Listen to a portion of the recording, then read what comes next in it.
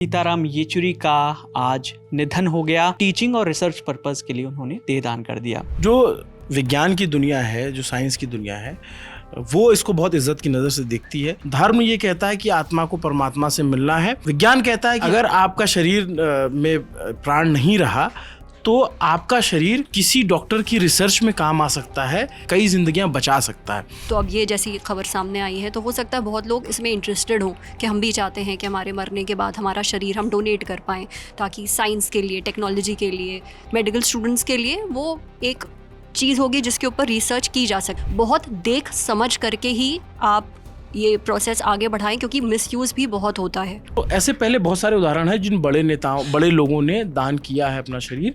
जैसे ज्योति बसु, जो बंगाल के पूर्व मुख्यमंत्री थे, पश्चिम बंगाल के, उन्होंने अपना शरीर दान किया। जैसे अभी कुछ बहुत सारे बड़े लोगों ने कमिट कर रखा है कि मैं अपना देह दान करूंगा। जब कोई बड़ा नेता इस तरीके से अपनी बॉडी डोनेट करता है तो उसका समाज में एक अलग मैसेज जाता है। CPIM जो पार्टी है उसके महासचिव सीताराम येचुरी का आज निधन हो गया। उनकी उम्र 72 साल थी और 19 तारीख को उनको एम्स दिल्ली में भर्ती कराया गया था। निमोनिया की वजह से इन्फेक्शन था और ये जैसे ही खबर आई, उस खबर के बाद एक लेटर आया। वो लेटर था एम्स की ओर से, जिसमें कहा गया और जिसकी अलग अलग वर्ग ने तारीफ भी की। और जो उनका डिसीजन था, उन्होंने देह दान कर दिया अपना एम्स को, और ये है टीचिंग और रिसर्च पर्पस के लिए उन्होंने देहदान कर दिया।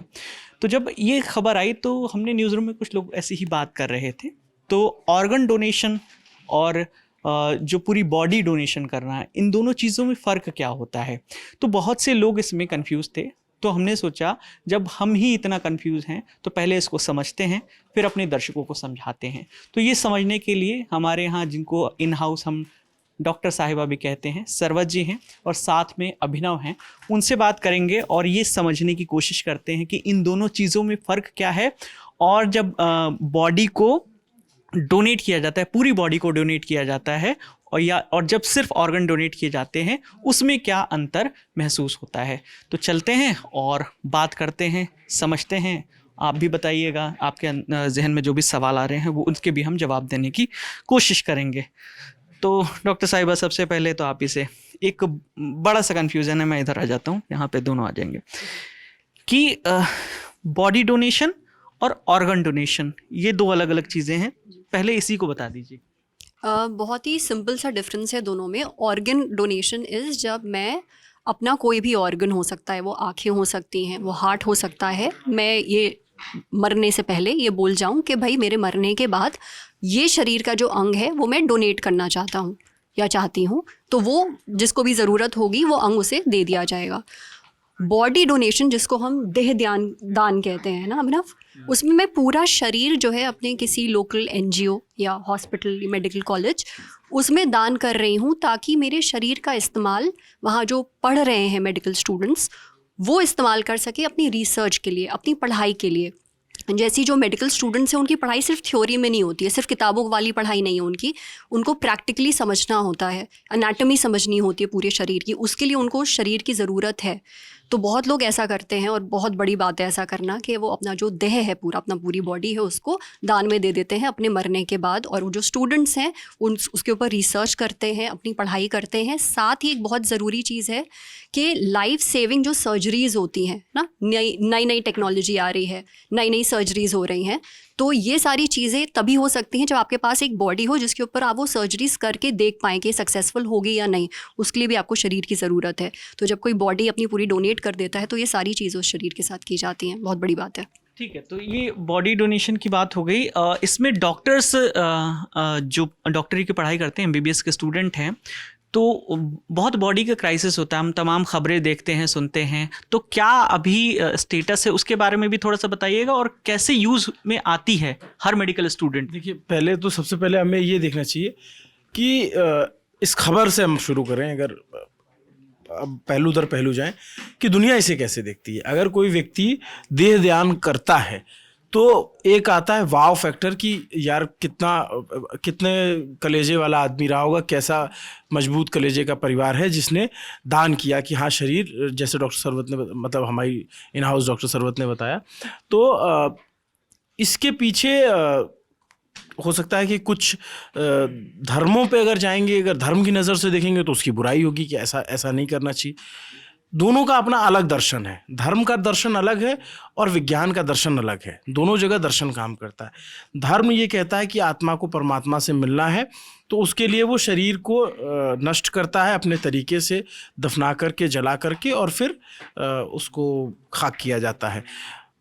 विज्ञान कहता है कि हमारा दर्शन ये है कि अगर आपका शरीर में प्राण नहीं रहा तो आपका शरीर किसी डॉक्टर की रिसर्च में काम आ सकता है, जो उस रिसर्च से सीखा हुआ डॉक्टर कई जिंदगियों को दे सकता, कई जिंदगियां बचा सकता है। तो आपका जीवन सिर्फ आपके जीवन तक सीमित नहीं रहा, जीवन के बाद भी काम आता है। दोनों अलग दर्शन है। अब जैसे डॉक्टर सीताराम येचुरी ने अपना देहदान किया, उनके परिवार ने, ये बहुत बड़ी बात। अगर इसको हम कहें विज्ञान इसको किस नज़र से देखता है, तो विज्ञान इसे बहुत रिस्पेक्ट की नज़र से देखता है और बहुत तर्क की नज़र से देखता है, क्योंकि विज्ञान को बहुत सारी बॉडीज़ की ज़रूरत है, मेडिकल साइंस को, जिस पे वो पढ़ें और रिसर्च करें। मैं एक उदाहरण बताऊं कि जैसे पायलट होते हैं, तो जब वो प्लेन उड़ाते हैं तो वो डायरेक्ट आप किसी पायलट को कॉकपिट में ले जाके नहीं बिठा दोगे और वो प्लेन लेके उड़ जाएगा इतने सारे लोगों को लेकर के। प्लेन उड़ाने से पहले उसको सिमुलेटर में ट्रेनिंग दी जाती है। तो जो बॉडीज़ होती हैं वो एक तरीके से सिमुलेटर का काम करती हैं डॉक्टर के लिए, वो उसे सिखाने के लिए। जैसे आप, ये हो सकता है सवाल उठे कि भाई डायग्राम से आपने बॉडी समझ ली, फिर डमी आती है उससे आपने समझ ली, लेकिन जो ह्यूमन बॉडी है, अगर आपको कोई प्लेन उड़ाना है तो उसको उसके जैसा कुछ सीखना होगा। कई बार होता है कि आप डमी से सीखे, लेकिन जब प्लेन उड़ाते गए तो आपसे कुछ गलतियां होंगी, आप वहाँ पे सीखेंगे। यहाँ पे वो गुंजाइश नहीं होती है। अगर किसी व्यक्ति की, जैसे एनाटॉमी जो सब्जेक्ट होता है, कोई भी मेडिकल का स्टूडेंट होगा वो पढ़ेगा, मैं इसका एक्सपर्ट नहीं हूँ, मैं अपनी सीमित जानकारी और जितना पढ़ा और बातचीत के आधार पर बता रहा हूँ। हाँ, फर्स्ट ईयर में पढ़ाया जाता है। तो उसको शरीर की संरचना एक तरीके से समझने के लिए बॉडी की ज़रूरत होती है। वो डायग्राम और उससे आप समझा सकते हैं, लेकिन कई बार इसके अभाव में ऐसा समझाया भी जाता है डमी से। लेकिन जब वो सुपर स्पेशलिटी में जाएगा, जब वो मिनिमल जो सर्जरी क्या बोलते हैं उनको, जो रोबोटिक सर्जरियाँ होती हैं, तो आप किसी जिंदा शरीर में वो प्रयोग नहीं कर सकते। आपको एक मृत शरीर चाहिए होगा जिसमें वो आप छोटा सा कट लगाते हैं, मैं सही हूँ, छोटा सा कट लगाते हैं, रोबोट भेजते हैं कैमरा और उसके थ्रू वो सर्जरी करते हैं। तो ये आप किसी बॉडी में ही कर सकते हो। अब सवाल ये है कि ये दान कर बहुत सारे लोगों के लिए नया हो सकता है कि दान का कॉन्सेप्ट कहाँ से आया। हमारे यहाँ तो ऐसा नहीं होता, हमारे यहाँ तो जलाया जाता है, हमारे यहाँ तो दफनाया जाता है, हमारे यहाँ तो टीले पे रखा जाता है अपने धर्म के हिसाब से। तो अब तक कैसे कर रहा था विज्ञान? तो ऐसे पहले बहुत सारे उदाहरण हैं जिन बड़े लोगों ने दान किया है अपना शरीर। जैसे ज्योति बसु जो बंगाल के पूर्व मुख्यमंत्री थे, पश्चिम बंगाल के, उन्होंने अपना शरीर दान किया। नानाजी देशमुख जो जनसंघ के बड़े नेता थे, बड़े समाज सुधारक के तौर पे उनको जनसंघ देखता था, जनसंघ उनके चाहने वाले, उन्होंने अपनी देह दान किया। तो इसका अब ये है कि भाई ये तो कुछ चुनिंदा एग्जाम्पल है और एक आध और होंगे। जैसे अभी कुछ बहुत सारे बड़े लोगों ने कमिट कर रखा है कि मैं अपना देह दान करूंगा। उसमें परिवार की मर्जी बहुत ज़रूरी होती है। परिवार जब तक कंसर्न नहीं देगा नहीं कर सकता कोई व्यक्ति, ये भी अपना नियम है। तो अब जैसे यहाँ पे सीताराम येचुरी ने दान किया, तो ये दान करने वाले लोगों की संख्या बहुत कम है। तो हमारा मेडिकल साइंस जो पढ़ाई कैसे कर रहा था, अब तक क्या कर रहा था? तो उसका जवाब ये है कि जो अनअक्लेम्ड बॉडीज होती हैं उनको यूज किया जाता था अब तक रिसर्च में।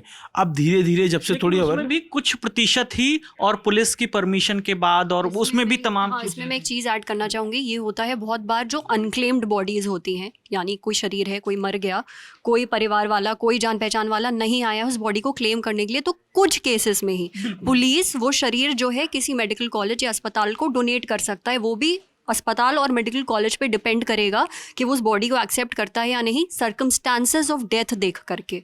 तो और उसमें ये भी देखना रहता है कि बॉडी डिकम्पोज तो नहीं हुई है। अगर क्योंकि भाई अगर बहुत कई बार होता है कि अनक्लेम्ड जो बॉडीज होती हैं कि बहुत शत विशत अवस्था में किसी को मिला तो वो किसी काम का नहीं होता। लेकिन जो इंडियन मेडिकल है या दुनिया की जो भी मेडिकल है उसमें बॉडीज़ की ज़रूरत पड़ती है उसको उनको पढ़ने के लिए। अमूमन जो स्टैंडर्ड माना जाता है कि 12 स्टूडेंट्स पे एक बॉडी होनी चाहिए। जिन्होंने मुन्ना भाई MBBS फिल्म देखी हो उसमें अगर वो एक सीन आता है जिसमें वो कहता है कि मुझे भी देखना है ये वो फलाना का, फिर बोलता है तुमको अगर चाहिए तो अपनी बॉडी मंगा लो, तो वो उससे लोग थोड़ा रिलेट कर जाएंगे कि बॉडी का काम किस में होता है। लेकिन आम जनमानस जो है ना वो थोड़ा सा इसको उस तरीके से देखता है कि यार ये कैसे कर सकते हैं, ये तो हमारे प्रियजन हैं, या कोई किसी से पूछे या हमसे आपसे पूछे कि क्या आप दान करेंगे, तो आप उस स्टेट ऑफ माइंड में हो, वहाँ तक पहुँचे हो, हाँ करोगे ना करोगे, ये बहुत सारे सवाल होते हैं। जो विज्ञान की दुनिया है, जो साइंस की दुनिया है, वो इसको बहुत इज्जत की नज़र से देखती है। मैंने एक एम्स के डॉक्टर से बात की है, उनकी बात पहले सुन ली जाए, फिर उस डॉक्टर संजीव हैं यही दिल्ली के एम्स में, फिर हम इस बात को आगे बढ़ाते हैं तो और जानकारी होगी। साइंटिफिकली देह दान करना माने बॉडी डोनेट करना तो it is always good as far as medical science is concerned, और उसका बहुत सारा बेनिफिट है मेडिकल साइंस के लिए, जो हमारी शुरुआत से लेके और एडवांस स्टडीज हैं मेडिकल की, उसमें आप देखेंगे nearly each and every step पे हमें ह्यूमन बॉडी की जरूरत पड़ती है। Starting from the first year of MBBS curriculum, उसमें एनाटॉमी सब्जेक्ट जो है वो पूरा का पूरा ह्यूमन बॉडी पे ही बेस्ड है। उसमें स्टूडेंट्स का ग्रुप होता है, सात या 8 स्टूडेंट्स के ग्रुप को एक बॉडी मिलती है, and throughout the year they work on the body and they learn how all the structures are associated to each other. कौन सा मसल कहाँ से ओरिजिनेट हो रहा है, कहाँ पे इंसर्ट हो रहा है, कौन सी आर्टरी, कौन सी वेन, कौन सी नर्व कहाँ से निकल रही, किसको सप्लाई कर रही है, किस ऑर्गन का कनेक्शन किसी दूसरे ऑर्गन के साथ कैसे इस्टेब्लिश हो रहा है। Everything from from skin to the core of the body, हर चीज के लिए आपको लाइव ह्यूमन बॉडी पे ही पढ़ाई होती है first year of the MBBS में। इसके बाद आप जैसे जैसे आगे बढ़ते जाएंगे वैसे वैसे ब्रांच जो हैं वो डाइवर्स होती जाती है। तो सर्जिकल ब्रांच जितनी भी हैं उनमें ह्यूमन बॉडी की जरूरत पड़ती है फॉर ट्रेनिंग पर्पस। जैसे आजकल रोबोटिक सर्जरीज हो रही हैं, मिनिमली इन्वेसिव सर्जरीज हो रही हैं, जिसमें एक छोटा होल करके उससे पोर्ट बना के उसके थ्रू इंस्ट्रूमेंट्स एंड कैमरा अंदर जाता है, और वो बॉडी अंदर जितने भी बड़ी चीजें हैं, मेजर चीजें हैं, वो सारी उसको रिपेयर करता है, एक्सरसाइज करता है, जो भी पर्पस है वो कंप्लीट करके एंड दे कम आउट। तो अब इस तरीके की चीज को डायरेक्टली ह्यूमन बॉडी के ऊपर करना ऑलवेज डेंजरस होता है। तो हमें उसके लिए डेफिनेटली एक रेप्लिका चाहिए या एक डमी चाहिए। अब ह्यूमन बॉडी का एग्जैक्टली रेप्लिका क्रिएट करना आर्टिफिशियली नियरली इम्पॉसिबल। आप उसमें कितना भी एफर्ट डाल दीजिए, आज अभी तक जो हमारा साइंटिफिक डेवलपमेंट है, हम उस लेवल तक नहीं पहुंचे हैं कि एक एक छोटी छोटी माइन्यूट डिटेल्स को भी हम एग्जैक्टली रेप्लिकेट कर। तो डमीज जो होती हैं वो एग्जैक्ट रेप्लिका नहीं होती हैं ह्यूमन बॉडी की, तो उस पे ट्रेनिंग करना ऑलवेज इनसफिशिएंट है, इसलिए डेड बॉडीज की जरूरत है। जैसे डॉक्टर साहब अभी बता रहे थे, तो ज़रूरत हिंदुस्तान को या दुनिया को हमेशा से रही है कि हमको शरीर मिले और हम उस पर नए लोग सीख सकें। तो सीखने की प्रक्रिया के लिए वो शरीर ज़रूरी है। मैं आपको बताऊं कि जैसे मान लीजिए कि अभी मोटा मोटी 50,000 स्टूडेंट्स हर साल MBA के लिए सरकारी और प्राइवेट में क्वालिफाई करते हैं, MBBS के लिए माफ़ कीजिए, पढ़ते हैं। तो औसत ये माना जाता है कि जैसे 1000 लोग पे एक डॉक्टर का औसत है कि होना चाहिए, वैसे स्टूडेंट्स के लिए औसत माना जाता है कि 10 से 12 स्टूडेंट्स के बीच में एक बॉडी होनी चाहिए जिस पे वो सीखेगा। तो लेकिन उसकी कमी है। अब जब कोई बड़ा नेता इस तरीके से अपनी बॉडी डोनेट करता है तो उसका समाज में एक अलग मैसेज जाता है, इसकी एक अलग चेतना जागृत हो सकती है। अभी उतना नहीं दिखता, लेकिन अभी किसी की बताया जाता है कि 0.1% लोग हैं जो अपना देह दान करते हैं। और यहाँ पे डिफरेंस है, डॉक्टर साहब ने पहले क्लियर किया था, मैं भी थोड़ा सा इसको अगर उसमें ऐड ऑन कर सकूं कि डोनेशन, जो ऑर्गन डोनेशन और देह दान दोनों में फ़र्क होता है।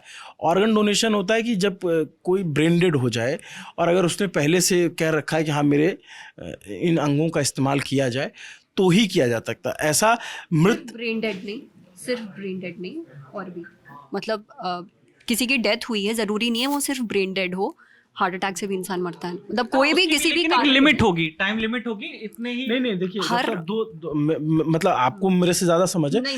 नहीं आप बिल्कुल है, लेकिन दो तरह से जो इतना मुझे पढ़ के या बातचीत से पता चला, एक केस में क्या होता है कि आप मृत शरीर से बहुत लिमिटेड अंग और बहुत लिमिटेड समय के लिए निकाले जा सकते हैं। जैसे कॉर्निया है, ये उसका इस्तेमाल हो सकता है, हार्ट के कुछ वॉल्व्स होते हैं उनका इस्तेमाल हो सकता है। लेकिन ब्रेन डेड केस में अगर मान लीजिए कि कोई यंग बॉडी है, उस केस में कई सारे ऑर्गन्स निकाले जा सकते हैं, रीयूज किए जा सकते हैं। लीवर के 2 पार्ट हैं तो उससे 2 व्यक्तियों की जान बचाई जा सकती है, 2 किडनियां हैं 2 व्यक्तियों की जान बचाई जा सकती है, वो जैसी रिक्वायरमेंट हो। तो मेरी जानकारी ये है, आप इस पे अगर गलत हो तो करेक्ट कीजिएगा। आप अपने बहुत सारे अंग डोनेट कर सकते हैं, बट थंब रूल ये होता है जितना जल्दी से जल्दी डेथ के बाद ये ऑर्गन्स बॉडी से निकाल लिए जाएं उतना ज़्यादा बेहतर माना जाता है। तो आप कोई भी अंग डोनेट कर सकते हैं अपना हार्ट। ऑर्गन डोनेशन के लिए स्टेट और नेशनल 2 बॉडीज़ हैं, नोटो और सोटो, वहाँ पे रजिस्ट्रेशन आपको कराना होता है। जैसे मुझे चाहिए कि भाई किसी को कार्निया चाहिए फॉर एग्जांपल, तो उसने रजिस्ट्रेशन करा लिया, तो पता चला कि दिल्ली में ही मुझे कार्निया चाहिए था और नोएडा में ही कोई डेथ हुई और वो अपना कार्निया डोनेट करना चाहते हैं, तो फिर लिंकअप कराया जाता है कि इनका ब्लड ग्रुप और तमाम चीज़ें मैच हो रही है नहीं, और उसके बाद प्रक्रिया, फिर कॉरिडोर, हम खबरें सुनते हैं कि कॉरिडोर, ग्रीन कॉरिडोर बना दिया गया, एयरलिफ्ट करके ले आए, तो ये सारी प्रक्रियाओं के तहत उन लोगों को होता है। अच्छा, एक सवाल लोगों के मन में ये भी आ सकता है कि बॉडी कब तक रखी जा सकती है, एक बॉडी को कितने दिन तक रखा जा सकता है, कितने दिन तक उस पर सीखा जा सकता है, वो तो इसका जवाब ये होता है, मतलब आप और बेहतर बताएंगी, इसका जवाब ये हो सकता है कि उसको बहुत दिन तक रखा जा सकता है, और कुछ आप उसको 10 साल बचा करके प्रिजर्व करके रख सकते हैं। लेकिन क्या वो तब तक वो बॉडी जो उसका पर्पस है वो फुलफिल कर पाएगी, ये सवाल होता है। क्योंकि जब आप किसी बच्चे को सिखाया जाता है पढ़ना, तो वो उसमें कट लगाएगा, उसमें स्ट्रक्चर को समझेगा, इंटेस्टाइन को समझेगा, तमाम चीज़ों को समझेगा, और जब बहुत सारे कट्स लग जाएंगे फिर वो बॉडी बहुत सारे लोगों को लगेगा यार ये ललन टॉप वाले क्या बातें कर रहे हैं, ये तो बहुत हमारे समझ के परे है। लेकिन जिनको समझ में आएगा वो समझ सकते हैं कि भाई मेडिकल साइंस में इसकी क्यों ज़रूरत है। आपको अटपटा लग सकता है, लेकिन ये आपकी ज़िंदगी से जुड़ा मसला है, क्योंकि डॉक्टर सीखेगा नहीं तो इलाज कैसे करेगा। जब वहाँ पे ऑपरेशन थिएटर में जाएगा तो वही प्रैक्टिस सारी का देख के बेहोश हो गया, फिर अगर वो डमी पे किया और फिर वहाँ पे आया तो वो होता है। तो यहाँ पे क्या होता है कि उसमें बहुत सारे कट्स लगते हैं और तमाम चीज़ें होती हैं। फिर अगले साल नया बैच आता है पढ़ने के लिए, तो क्या उस बॉडी पे उस तरीके से समझ सकता है, मतलब ब्लैक बोर्ड भर गया है। और वो ऐसा मार्कर है, क्योंकि अगर बॉडी अगर जिंदा है, जीवित है, तो वो हील कर लेगी, खुद से ठीक हो जाएगी। लेकिन मृत शरीर तो खुद को, अभी विज्ञान ने इतनी तरक्की नहीं की है कि वो डेड सेल्स को जिंदा कर सके। और आप एक चीज़ खुद सोचो, अगर कोई बॉडी मरने के बाद छोड़ दी जाए तो वो कुछ ही घंटों में सड़ना शुरू हो जाती है। 1 हफ्ता तो बहुत बड़ी चीज़ हो गई ना, पर वो जो शरीर रखे जाते हैं जिन पे बच्चे रिसर्च करते हैं, सर्जरीज करते हैं या एनाटॉमी पढ़ते हैं, वो सड़ी हुई नहीं होती हैं, तो उनको प्रिजर्व किया जाता है। एक प्रॉपर तरीका होता है उनको प्रिजर्व करने का। फॉर्मलिन का जो सोल्यूशन के जरिए लगाया जाता है, वो अपना विज्ञान की अपनी दुनिया, अपनी तरीके हैं। तो फिर सवाल हो सकता है उसके बाद क्या होता है उन बॉडीज का। आपके जहन में आ सकता है ना कि भाई बच्चों ने सीख लिया, अब वो उसमें सीखने जैसा बहुत कुछ रह नहीं गया है, वो बोर्ड भर गया है, फिर क्या होता है।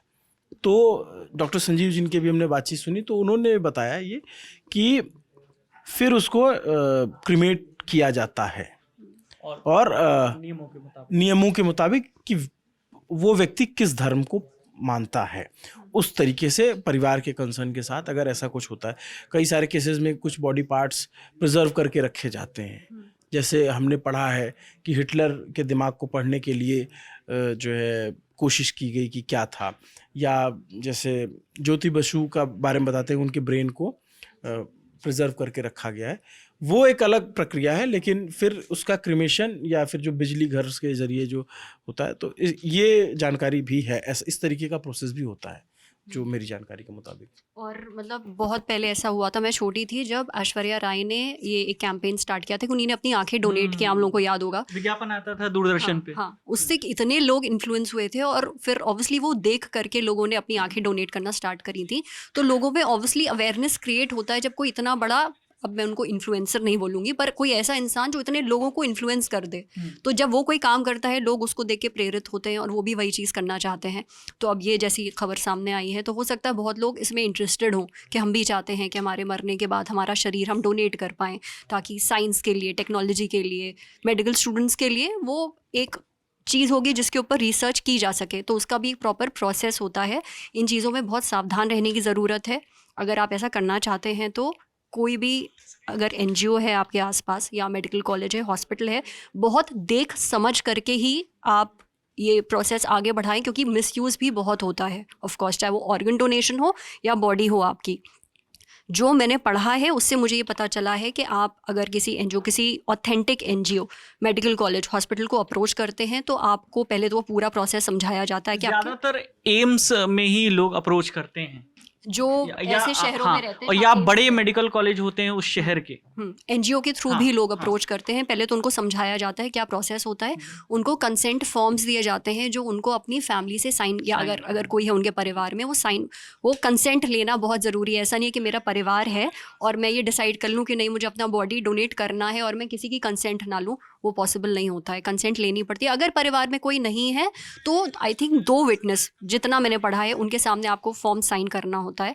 मतलब ये कंसेंट और विटनेस का होना बहुत ज़रूरी है। लेकिन उसमें ये भी पॉइंट है कि फैमिली से कंसेंट ले ली आज की डेट में, लेकिन जिस दिन उस व्यक्ति की डेथ हो गई उसने कहा मैं ऑर्गन डोनेट करना चाहता हूँ, ऐसा उसने कंसेंट दी थी, लेकिन तब भी उसकी डेथ के बाद भी फैमिली से पूछा जाएगा कि आप कंसेंट देते हैं कि नहीं। उस समय अगर फैमिली मुकर जाती है कि नहीं उसने तो नादानी में कर दिया, ये जैसा भी होता है कि एक आम परिवार में इस तरीके की अगर अवधारणा बन गई तो भी फिर ऑर्गन डोनेशन की प्रक्रिया या देहदान वाली जो प्रक्रिया है वो नहीं पूरी की जाती है। मरने के बाद भी उनकी फैमिली की कंसर्न ही सबसे इम्पोर्टेंट। ज़बरदस्ती आपका फोर्सफुली नहीं कि इनने तो कह दिया था अब तो आपको बॉडी देनी ही पड़ेगी, अब तो ये ऑर्गन देना ही पड़ेगा। तो जो ऑर्गन डोनेशन के नियम है, देहदान के नियम है, उसमें यही चीज़ें हैं कि मरने के बाद भी जो उनकी फैमिली मेम्बर है उनकी कंसर्न बहुत ज़रूरी है। बहुत स्ट्रिक्ट रूल्स हैं इसको लेकर के। और अगर कोई भी इंटरेस्टेड है, चाहे वो ऑर्गन डोनेशन हो चाहे वो बॉडी डोनेशन हो, बहुत सोच समझ के अच्छे से रिसर्च करके उसके बाद ही अप्लाई करें, जहाँ से भी आप चाहते हैं, चाहे एनजीओ हो या मेडिकल कॉलेज हो, कि कोई उसका मिसयूज़ ना कर पाए। एक सवाल और इस खबर से जुड़ा लोगों के मन में हो सकता है, जो मेरे मन में भी था कि एम्स उनकी बॉडी का क्या करेगी, अब अपने पास ही रख लेगी, क्योंकि वो इतने बड़े नेता रहे, इतने एक ज़माना था ना भाई, कम्युनिस्ट पार्टी का तो यूपीए के 2 के टाइम तक कितना बड़ा ग्राफ था, बहुत सारे सांसद जीत के आते थे, एक टाइम पे तो 54 सांसद थे, ठीक है। तो उनके अपने चाहने वाले हैं, तो क्या वो अब परिवार ने दान कर दिया तो बॉडी एम्स रख लेगा? ऐसा नहीं होता है, क्योंकि वो एक राजनीतिक व्यक्ति थे। तो जैसा ज्योति बसु के केस में हुआ था, इनफैक्ट इनके केस में भी वैसे होगा, एक शव यात्रा निकलेगी, हो सकता है कि या फिर उनके पार्टी दफ्तर में, उनके घर पे, जहाँ पे भी अंतिम दर्शन के लिए रखा जाए। और विपक्ष के बड़े नेता, बड़े चेहरा हर मंच पे नज़र आते थे। राहुल गांधी से बहुत ज़्यादा करीबी, राहुल गांधी उनसे बहुत ज़्यादा सलाह लेते थे, बहुत ज़्यादा चीज़ें बातचीत करते थे उनसे। कई बार उन्होंने इस बात को माना भी, एक्सेप्ट भी किया कि मुझे कई कठिन मसलों में समझने के लिए मैं सीताराम येचुरी से बात करता था। आपको हमेशा मंच पे दिखते थे विपक्ष की एकाकी जब भी बात होती थी। तो कॉमरेड येचुरी नहीं रहे हैं, लेकिन उनको श्रद्धांजलि मेरे हिसाब से दी जाएगी। और वो भी डॉक्टर्स ने तय किया होगा कि इतने टाइम तक, लिमिट तक ही वहाँ पे रखा जा सकता है। तो ये पूरी खबर थी और जिसमें 2 चीज़ें जो महत्वपूर्ण चीज़ें थी, ऑर्गन डोनेशन और बॉडी डोनेशन। और चूँकि खबर ये आई थी कि 72 बरस के CPIM के महासचिव रहे सीताराम येचुरी, उनका निधन हो गया, जिसके बाद उन्होंने अपनी बॉडी को डोनेट कर दिया एम्स में रिसर्च के लिए, जो स्टूडेंट मेडिकल के स्टूडेंट हैं उनके रिसर्च के लिए। इस पूरे मुद्दे से जुड़े जो भी आपके सवाल हैं आप हमें कमेंट सेक्शन में बताइएगा। अगर कोई मेडिकल स्टूडेंट ये वीडियो देख रहा है, उसको लगता है कि कुछ चीज़ें गलत हैं, तो आप करेक्ट कर सकते हैं, कमेंट में ज़रूर बताइएगा। संवाद का सिलसिला यूं ही चलता रहेगा। मेरा नाम है विकास वर्मा, देखते रहिए दी ललन टॉप। शुक्रिया।